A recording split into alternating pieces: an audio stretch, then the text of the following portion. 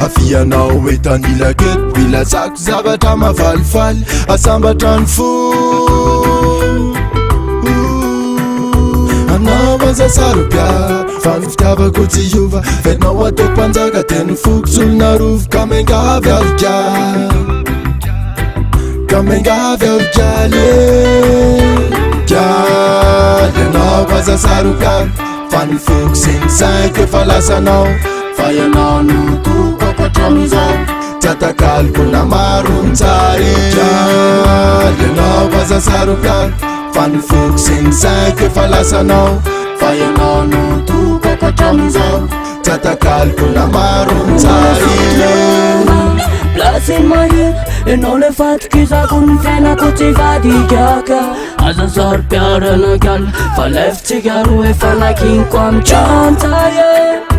mahafatifaty ohatrany princess love le mampitapy anao aine Mamma mia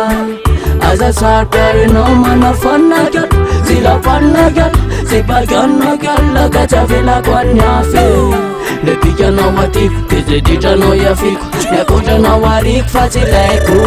aza mefitranao hoe artiste aza te anany efa vitatsika hatramizaye no tramizany aty fa matikisana amtrika ianao aza Saropiaro fany foko sy ny saiko efa lasanao fa ianao no tokako hatramizao tsy atakaliko na maro ny tsara ianao aza Saropiaro fany foko sy ny saiko efa lasanao fa ianao no tokako hatramizao tsy atakaliko na maro ny tsara afianao etanila ket mila tsako zavatra mavalifaly asambatra ny fo anao aza Saropiaro fany fitiavako tsy hiova venao ataoko mpanjaka teny fokots'olona rovo ka mengavy avjaly asio fatokisana de kely fotsiny any fa ho ataoko tsapanao fitianatiko any fitiavana mandolo mamaitsy ay vonolo nazafady rika aza atao an'izany asarotapiarinao asio fetrany any fa zao diso lalana kanjary tomany aza mba Saropiaro ianao aza Saropiaro fany foko sy ny saiko efa lasanao fa ianao no tokako hatramizao tsy atakaliko na maro ny tsara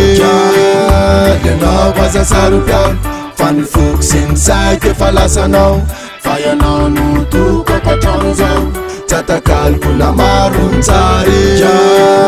ianao aza Saropiaro fany foko sy ny saiko efa lasanao fa ianao no tokako hatramizao tsy atakaliko na maro ny tsara